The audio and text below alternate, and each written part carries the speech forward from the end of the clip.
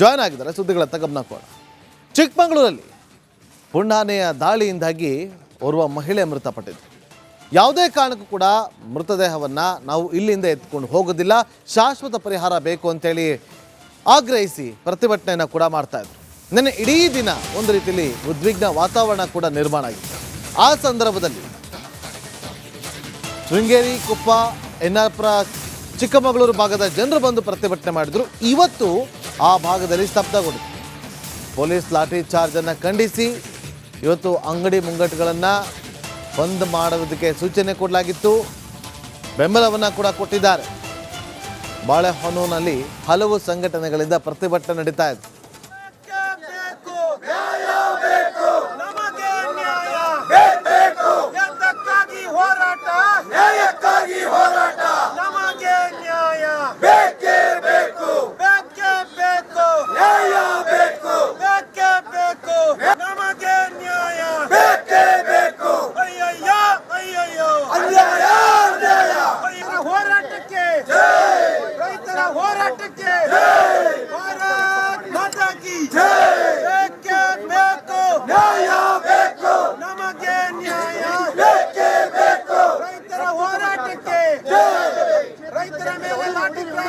ಸರ್ಕಾರಕ್ಕೆ ಹೇಳಿದಿಕ್ಕಾರ.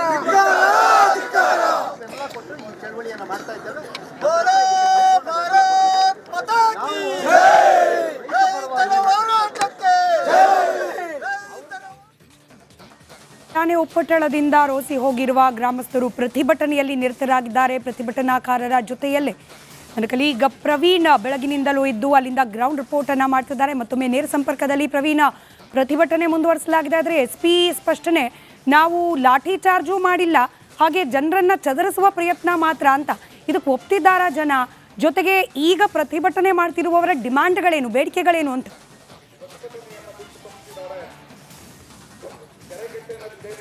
ಸ್ಮಿತಾ, ಬೆಳಗ್ಗೆಯಿಂದಲೂ ಕೂಡ ಇಲ್ಲಿ ವಿವಿಧ ಸಂಘಟನೆಯವರು, ವಿವಿಧ ಪರ ಸಂಘಟನೆಯವರತ್ತು ಬೆಳಗ್ಗೆಯಿಂದಲೂ ಕೂಡ 10 ಗಂಟೆ ಬಾಳೆಹೊನ್ನಿನ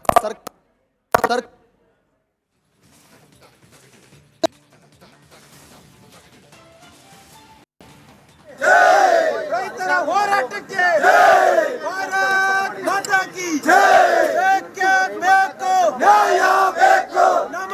ಕಾಡಾನೆ ದಾಳಿಗೆ ಮಹಿಳೆ ಬಲಿ ಪ್ರಕರಣ ಸಂಬಂಧಪಟ್ಟಂತೆ ಈಗಾಗಲೇ ಲಾಠಿ ಚಾರ್ಜ್ ಕೂಡ ನಿನ್ನೆ ನಡೆದಿತ್ತು. ಈ ಹಿನ್ನೆಲೆಯಲ್ಲಿ ಈಗಾಗಲೇ ಒಂದೆಡೆ ಬಾಳೆಹೊನ್ನೂರು ಪಟ್ಟಣದಲ್ಲಿ ಬಿಗಿ ಪೊಲೀಸ್ ಬಂದೋಬಸ್ತನ್ನ ಕೂಡ ನಿಯೋಜನೆ ಮಾಡಲಾಗಿದೆ. ಮತ್ತೆ ಬಂದ್ ಕೂಡ ವ್ಯಾಪಕವಾಗಿ ಬೆಂಬಲವನ್ನ ವರ್ತಕರು ಕೂಡ ನೀಡಿದ್ದಾರೆ. ಇನ್ನು ಪ್ರಮುಖವಾಗಿ ಆರೋಪ ಇರುವಂತದ್ದು ಪೊಲೀಸ್ ಇಲಾಖೆ ಮತ್ತೆ ಅರಣ್ಯ ಇಲಾಖೆ ವಿರುದ್ಧ. ಕಾಫಿನಾಡು ಚಿಕ್ಕಮಗಳೂರಿನಲ್ಲಿ ಕಾಡಾನೆ ಮಹಿಳೆಯನ್ನ ಬಲಿ ಪಡೆದ ಪ್ರಕರಣ ಈಗ ಕಾಫಿನಾಡು ಚಿಕ್ಕಮಗಳೂರಿನ ಶೃಂಗೇರಿ ವಿಧಾನಸಭಾ ಕ್ಷೇತ್ರದಲ್ಲಿ ಸಾಕಷ್ಟು ಕಿಚ್ಚು ಆಕ್ರೋಶ ಕೂಡ ಹೆಚ್ಚಾಗ್ತಿರುವಂತದ್ದು. ಇವತ್ತು ಶೃಂಗೇರಿ ವಿಧಾನಸಭಾ ಕ್ಷೇತ್ರದ 3 ತಾಲೂಕುಗಳು ಕೊಪ್ಪ, ಎನ್ನಾರ್ಪುರ, ಶೃಂಗೇರಿ ಹಾಗೂ ಚಿಕ್ಕಮಗಳೂರು ತಾಲೂಕಿನ ಕಾಂಡ್ಯ ಹೋಬಳಿ ಇದನ್ನ ಬಂಧನ ಕೂಡ ಕರೆಯಲಾಗಿದೆ. ಈಗಾಗಲೇ ಬಂದ್ಗೆ ಈ ಕಾಡಾನೆ ದಾಳಿಯಿಂದ ಶಾಶ್ವತ ಪರಿಹಾರವನ್ನು ಕೊಡಬೇಕು ಅಂತ ಇವತ್ತು ಬಾಳೆಹೊನ್ನೂರಲ್ಲಿ ಬಹಳ ದೊಡ್ಡ ಮಟ್ಟದಲ್ಲಿ ಪ್ರತಿಭಟನೆಯನ್ನು ಮಾಡ್ತಾ ಇದ್ದಾರೆ. ಮಲೆನಾಡಿನ ನಾಗರಿಕ ಸಂರಕ್ಷಣಾ ವೇದಿಕೆ ವತಿಯಿಂದ ಜೊತೆಗೆ ಹಲವು ಸಂಘಟನೆಗಳಿಂದ ಇವತ್ತು ಬಹಳ ದೊಡ್ಡ ಮಟ್ಟದಲ್ಲಿ ಪ್ರತಿಭಟನೆಗೆ ಮುಂದಾಗಿದ್ದಾರೆ. ಆ ಪ್ರತಿಭಟನಾಕಾರರನ್ನ ನಾನು ಮಾತನಾಡ್ತಾ ಹೋಗ್ತೇನೆ. ಶೃಂಗೇರಿ ವಿಧಾನಸಭಾ ಕ್ಷೇತ್ರದಲ್ಲಿ ಇತ್ತೀಚಿನ ದಿನಗಳಲ್ಲಿ ಕಾಡು ಪ್ರಾಣಿಗಳ ದಾಳಿಗೆ 13 ಜೀವಗಳು ಬಲಿಯಾಗಿದೆ. ಸರ್ಕಾರ ಇನ್ನೂ ಕಣ್ತೆರ್ಕೊಂಡಿಲ್ಲ. ಈ 13 ಜೀವಗಳು ಬಡವರ ಜೀವ ಆಗಿದೆ. ಯಾವುದಾದ್ರೂ ಶ್ರೀಮಂತರ ಜೀವಗಳು ಹೋಗಿದ್ರೆ ಬಹುಶಃ ಈ ಕಾಂಗ್ರೆಸ್ ಸರ್ಕಾರಕ್ಕೆ ಮತ್ತು ಇಲ್ಲಿನ ಶಾಸಕರಿಗೆ ಕಣ್ ತೆರೆಯೋರೋ ಏನೋ. ಈ ಅಮಾಯಕ ಬಡಪಾಯಿಗಳು ಇವತ್ತು ಬಲಿಯಾಗಿರೋದ್ರಿಂದ ಸರ್ಕಾರ ಇನ್ನೊಂದಷ್ಟು ಜೀವಗಳನ್ನ ಮೋಸ್ಟ್ಲಿ ಹೋಗಲಿ ಅಂತ ಕಾಯ್ತಾ ಇರಬೇಕು ಅಂತ ಅನಿಸುತ್ತೆ. ನೋಡಿ, ಕಳೆದ ವಾರ ಅಷ್ಟೇ ಒಂದು ಆನೆ ದಾಳಿಯಿಂದಾಗಿ ಒಂದು ವ್ಯಕ್ತಿಯನ್ನು ಬಲಿ ತಗೊಂಡಿದೆ. ಮುಂದುವರೆದು ಮೊನ್ನೆ ಭಾನುವಾರ ಅದು ಮತ್ತೆ ಪುನರಾವರ್ತನೆ ಆಗಿದೆ. ಇಲ್ಲಿನ ಯಾವುದೇ ರೀತಿಯಾದಂಥ ಜನರ ವಿಶ್ವಾಸಕ್ಕೆ ತಗೊಳ್ಳದಲ್ಲೇ ಜಿಲ್ಲಾಡಳಿತ ಮತ್ತು ಇಲ್ಲಿನ ಶಾಸಕರಾಗಿರ್ತಕ್ಕಂಥ ರಾಜೇಗೌಡರು ಆ ಶವವನ್ನು ಯಾರಿಗೂ ತಿಳಿಸ್ದಲ್ಲೇ ಕಳೆದ ವಾರ ಮಾಡಿದ ರೀತಿಯಲ್ಲೇ ಮತ್ತೊಂದು ಸಲ ಮಾಡಲಿಕ್ಕೆ ಹೊರಟಂಥ ಸಂದರ್ಭದಲ್ಲಿ ಇಲ್ಲಿನ ನಾಗರಿಕರು ಮತ್ತು ರೈತರೆಲ್ಲರೂ ಸೇರಿ ಪ್ರತಿಭಟನೆಯನ್ನು ಮಾಡಿದ್ದಾರೆ.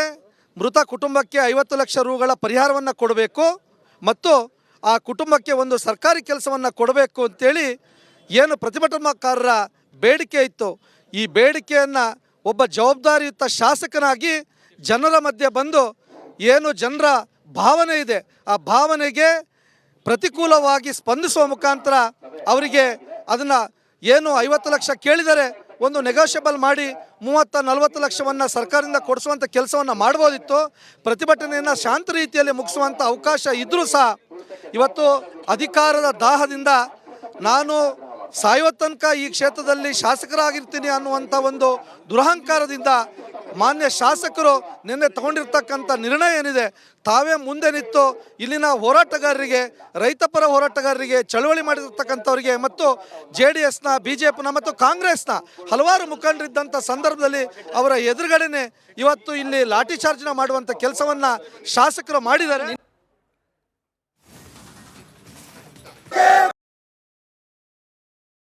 ಇನ್ನು ಚಿಕ್ಕಮಗಳೂರಿನಲ್ಲಿ ಹೋರಾಟ ನಿರತರ ಮೇಲೆ ಲಾಠಿ ಚಾರ್ಜ್ ಮಾಡಿಲ್ಲ, ಮೃತದೇಹ ಸ್ಥಳಾಂತರಿಸುವಾಗ ಅಲ್ಲಿದ್ದ ಜನರನ್ನ ಚದುರಿಸಿದ್ವಿ ಅಷ್ಟೇ ಅಂತ SP ಜಿತೇಂದ್ರ ದಯಾಮ ಪ್ರತಿಕ್ರಿಯೆಯನ್ನು ನೀಡಿದ್ದಾರೆ. ಪ್ರತಿಭಟನಾ ನಿರತರ ಮೇಲೆ ಲಾಠಿ ಚಾರ್ಜ್ ಆರೋಪವನ್ನ ನಿರಾಕರಿಸಿದ್ದಾರೆ. ರಸ್ತೆ ಕ್ಲಿಯರ್ ಮಾಡೋಕೆ ಅವರನ್ನ ಚದುರಿಸಲಾಯ್ತಷ್ಟೇ ಅಂತ ಚಿಕ್ಕಮಗಳೂರು SP ಜಿತೇಂದ್ರ ದಯಾಮ ಸ್ಪಷ್ಟನೆ ನೀಡಿದ್ದಾರೆ. 29 ಜನರ ವಿರುದ್ಧ FIR ದಾಖಲು ಮಾಡಿಕೊಂಡಿರೋದು ನಿಜ. ಕೆಲ ಪೊಲೀಸ್ ಸಿಬ್ಬಂದಿಗೆ ಗಾಯವಾಗಿದೆ ಅಂತ ಹೇಳಿ ಇದೇ ಸಂದರ್ಭದಲ್ಲಿ ಮಾತನಾಡಿದ್ದಾರೆ ಚಿಕ್ಕಮಗಳೂರು SP. ಇಲ್ಲ, ಲಾಠಿ ಚಾರ್ಜ್ ಆಗಿಲ್ಲ. ಇದು ಬೆಳಗ್ಗೆಯಿಂದ ಸಂಜೆ ತನಕ ಅವರಿಗೆ ಅವಕಾಶ ಕೊಟ್ಟಿದ್ದೀನಿ. We are also sympathetic to the cause only. But ಈಗ ಸಂಜೆ ಎಲ್ಲ ಬಂದು ಮತ್ತೆ ಮಾತಾಡಿ ಮತ್ತು ಅವರಿಗೆ ಏನು ಮನವಿ ಇತ್ತು, ಏನು ಡಿಮಾಂಡ್ ಇತ್ತು ಎಲ್ಲ DC ಸಾಹೇಬರಿಗೆ ಕೊಟ್ಟು ಆಮೇಲೆ ಅವರಿಗೆ ಸ್ವಲ್ಪ ಫೋರ್ಸ್ಫುಲಿ ರೋಡ್ ಓಪನ್ ಮಾಡೋಕ್ಕೆ ಅವರಿಗೆ ಬಿಟ್ಟಿದ್ದೀನಿ ಅಷ್ಟೇ. ಮತ್ತು ಆಮೇಲೆ ಬಾಡಿ ಶಿಫ್ಟ್ ಮಾಡಬೇಕಿತ್ತು. ಯಾಕೆಂದರೆ ಮನೆಯವರು DC ಸಾಹೇಬರಿಗೆ ಮತ್ತು ನನಗೆ ರಿಕ್ವೆಸ್ಟ್ ಮಾಡಿ ನಮಗೆ ಬಾಡಿ ಬೇಕು ಅಂತ, ನಾಳೆ ಹಬ್ಬ ಇದೆ, ಸೊ ಇದು ಅಂತಿಮ ಸಂಸ್ಕಾರ ಮಾಡಬೇಕು ಅಂತ, ಸೊ ಈ ಥರ ಬಾಡಿ ಶಿಫ್ಟ್ ಮಾಡಿ ಜಾಯ್ನ್ ಆಗಿದ್ದಾರೆ. ಸುದ್ದಿಗಳತ್ತ ಗಮನ ಕೊಡ. ಚಿಕ್ಕಮಗಳೂರಲ್ಲಿ ಪುಂಡಾನೆಯ ದಾಳಿಯಿಂದಾಗಿ ಓರ್ವ ಮಹಿಳೆ ಮೃತಪಟ್ಟಿದ್ದು. ಯಾವುದೇ ಕಾರಣಕ್ಕೂ ಕೂಡ ಮೃತದೇಹವನ್ನು ನಾವು ಇಲ್ಲಿಂದ ಎತ್ಕೊಂಡು ಹೋಗೋದಿಲ್ಲ, ಶಾಶ್ವತ ಪರಿಹಾರ ಬೇಕು ಅಂತೇಳಿ ಆಗ್ರಹಿಸಿ ಪ್ರತಿಭಟನೆಯನ್ನು ಕೂಡ ಮಾಡ್ತಾ ಇದ್ರು.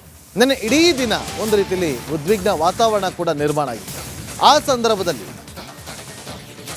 ಶೃಂಗೇರಿ, ಕುಪ್ಪ, ಎನ್ನಾಪುರ, ಚಿಕ್ಕಮಗಳೂರು ಭಾಗದ ಜನರು ಬಂದು ಪ್ರತಿಭಟನೆ ಮಾಡಿದ್ರು. ಇವತ್ತು ಆ ಭಾಗದಲ್ಲಿ ಸ್ತಬ್ಧಗೊಂಡಿತು. ಪೊಲೀಸ್ ಲಾಠಿ ಚಾರ್ಜನ್ನು ಖಂಡಿಸಿ ಇವತ್ತು ಅಂಗಡಿ ಮುಂಗಟ್ಟುಗಳನ್ನು ಬಂದ್ ಮಾಡುವುದಕ್ಕೆ ಸೂಚನೆ ಕೊಡಲಾಗಿತ್ತು. ಬೆಂಬಲವನ್ನು ಕೂಡ ಕೊಟ್ಟಿದ್ದಾರೆ. ಬಾಳೆಹೊನ್ನೂರಿನಲ್ಲಿ ಹಲವು ಸಂಘಟನೆಗಳಿಂದ ಪ್ರತಿಭಟನೆ ನಡೀತಾ ಇದೆ.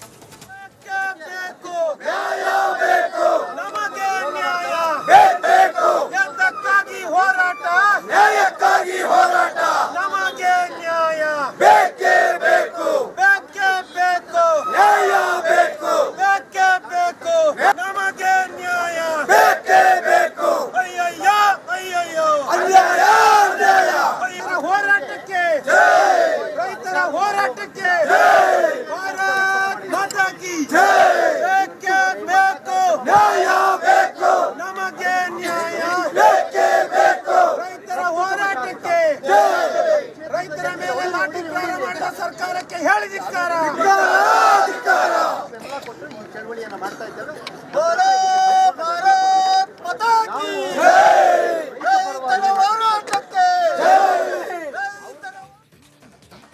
ಠಾಣೆ ಉಪ್ಪಟ್ಟಳದಿಂದ ರೋಸಿ ಹೋಗಿರುವ ಗ್ರಾಮಸ್ಥರು ಪ್ರತಿಭಟನೆಯಲ್ಲಿ ನಿರತರಾಗಿದ್ದಾರೆ. ಪ್ರತಿಭಟನಾಕಾರರ ಜೊತೆಯಲ್ಲೇ ನನ್ನ ಕಲೀಗ ಪ್ರವೀಣ್ ಬೆಳಗಿನಿಂದಲೂ ಇದ್ದು ಅಲ್ಲಿಂದ ಗ್ರೌಂಡ್ ರಿಪೋರ್ಟ್ ಅನ್ನ ಮಾಡ್ತಿದ್ದಾರೆ. ಮತ್ತೊಮ್ಮೆ ನೇರ ಸಂಪರ್ಕದಲ್ಲಿ ಪ್ರವೀಣ್, ಪ್ರತಿಭಟನೆ ಮುಂದುವರಿಸಲಾಗಿದೆ. ಆದರೆ SP ಸ್ಪಷ್ಟನೆ, ನಾವು ಲಾಠಿ ಚಾರ್ಜು ಮಾಡಿಲ್ಲ, ಹಾಗೆ ಜನರನ್ನ ಚದರಿಸುವ ಪ್ರಯತ್ನ ಮಾತ್ರ ಅಂತ.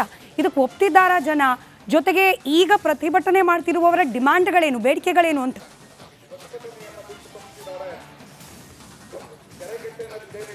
ಸ್ಮಿತಾ, ಬೆಳಗ್ಗೆಯಿಂದಲೂ ಕೂಡ ಇಲ್ಲಿ ವಿವಿಧ ಸಂಘಟನೆಯವರು, ವಿವಿಧ ಪರ ಸಂಘಟನೆಯವರತ್ತು ಬೆಳಗ್ಗೆಯಿಂದಲೂ ಕೂಡ 10 ಗಂಟೆ ಬಾಳೆಹೊನ್ನಿನ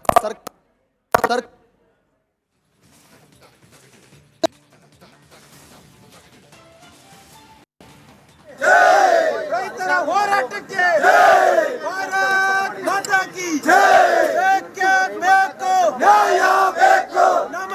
ಕಾಡಾನೆ ದಾಳಿಗೆ ಮಹಿಳೆ ಬಳಿ ಪ್ರಕರಣ ಸಂಬಂಧಪಟ್ಟಂತೆ ಈಗಾಗಲೇ ಲಾಠಿ ಚಾರ್ಜ್ ಕೂಡ ನಿನ್ನೆ ನಡೆದಿತ್ತು. ಈ ಹಿನ್ನೆಲೆಯಲ್ಲಿ ಈಗಾಗಲೇ ಒಂದೆಡೆ ಬಾಳೆಹೊನ್ನೂರು ಪಟ್ಟಣದಲ್ಲಿ ಬಿಗಿ ಪೊಲೀಸ್ ಬಂದೋಬಸ್ತನ್ನ ಕೂಡ ನಿಯೋಜನೆ ಮಾಡಲಾಗಿದೆ. ಮತ್ತೆ ಬಂದ್ ಕೂಡ ವ್ಯಾಪಕವಾಗಿ ಬೆಂಬಲವನ್ನ ವರ್ತಕರು ಕೂಡ ನೀಡಿದ್ದಾರೆ. ಇನ್ನು ಪ್ರಮುಖವಾಗಿ ಆರೋಪ ಇರುವಂತದ್ದು ಪೊಲೀಸ್ ಇಲಾಖೆ ಮತ್ತೆ ಅರಣ್ಯ ಇಲಾಖೆ ವಿರುದ್ಧ. ಕಾಫಿನಾಡು ಚಿಕ್ಕಮಗಳೂರಿನಲ್ಲಿ ಕಾಡಾನೆ ಮಹಿಳೆಯನ್ನ ಬಲಿ ಪಡೆದ ಪ್ರಕರಣ ಈಗ ಕಾಫಿನಾಡು ಚಿಕ್ಕಮಗಳೂರಿನ ಶೃಂಗೇರಿ ವಿಧಾನಸಭಾ ಕ್ಷೇತ್ರದಲ್ಲಿ ಸಾಕಷ್ಟು ಕಿಚ್ಚು ಆಕ್ರೋಶ ಕೂಡ ಹೆಚ್ಚಾಗ್ತಿರುವಂತದ್ದು.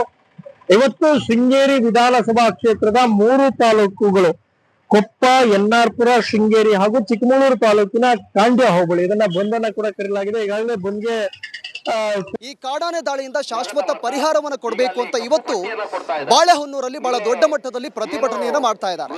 ಮಲೆನಾಡಿನ ನಾಗರಿಕ ಸಂರಕ್ಷಣಾ ವೇದಿಕೆ ವತಿಯಿಂದ ಜೊತೆಗೆ ಹಲವು ಸಂಘಟನೆಗಳಿಂದ ಇವತ್ತು ಬಹಳ ದೊಡ್ಡ ಮಟ್ಟದಲ್ಲಿ ಪ್ರತಿಭಟನೆಗೆ ಮುಂದಾಗಿದ್ದಾರೆ. ಆ ಪ್ರತಿಭಟನಾಕಾರರನ್ನ ನಾನು ಮಾತನಾಡ್ತಾ ಹೋಗ್ತೇನೆ.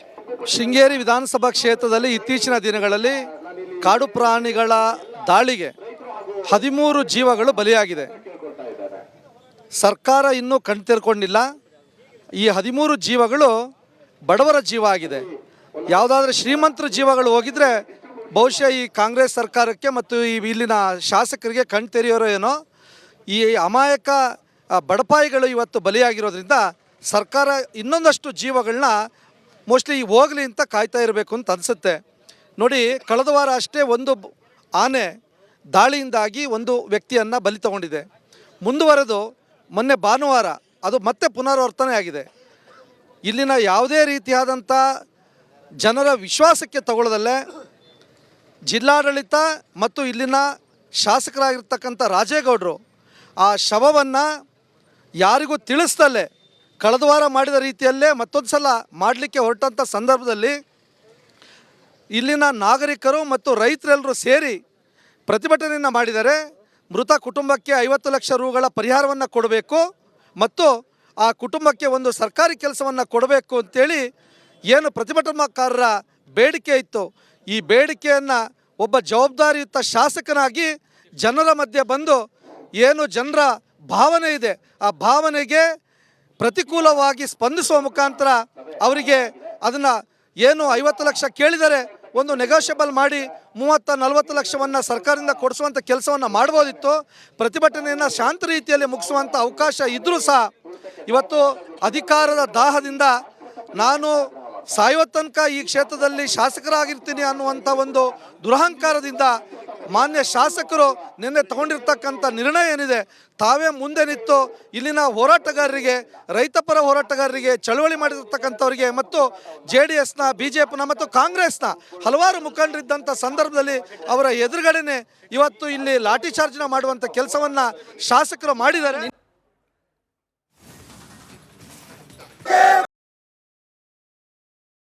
ಇನ್ನು ಚಿಕ್ಕಮಗಳೂರಿನಲ್ಲಿ ಹೋರಾಟ ನಿರತರ ಮೇಲೆ ಲಾಠಿ ಚಾರ್ಜ್ ಮಾಡಿಲ್ಲ, ಮೃತದೇಹ ಸ್ಥಳಾಂತರಿಸುವಾಗ ಅಲ್ಲಿದ್ದ ಜನರನ್ನ ಚದುರಿಸಿದ್ವಿ ಅಷ್ಟೇ ಅಂತ SP ಜಿತೇಂದ್ರ ದಯಾಮ ಪ್ರತಿಕ್ರಿಯೆಯನ್ನು ನೀಡಿದ್ದಾರೆ. ಪ್ರತಿಭಟನಾ ನಿರತರ ಮೇಲೆ ಲಾಠಿ ಚಾರ್ಜ್ ಆರೋಪವನ್ನು ನಿರಾಕರಿಸಿದ್ದಾರೆ. ರಸ್ತೆ ಕ್ಲಿಯರ್ ಮಾಡೋಕೆ ಅವರನ್ನ ಚದುರಿಸಲಾಯ್ತಷ್ಟೇ ಅಂತ ಚಿಕ್ಕಮಗಳೂರು SP ಜಿತೇಂದ್ರ ದಯಾಮ ಸ್ಪಷ್ಟನೆ ನೀಡಿದ್ದಾರೆ. 29 ಜನರ ವಿರುದ್ಧ FIR ದಾಖಲು ಮಾಡಿಕೊಂಡಿರೋದು ನಿಜ. ಕೆಲ ಪೊಲೀಸ್ ಸಿಬ್ಬಂದಿಗೆ ಗಾಯವಾಗಿದೆ ಅಂತ ಹೇಳಿ ಇದೇ ಸಂದರ್ಭದಲ್ಲಿ ಮಾತನಾಡಿದ್ದಾರೆ ಚಿಕ್ಕಮಗಳೂರು SP. ಇಲ್ಲ, ಲಾಠಿ ಚಾರ್ಜ್ ಆಗಿಲ್ಲ.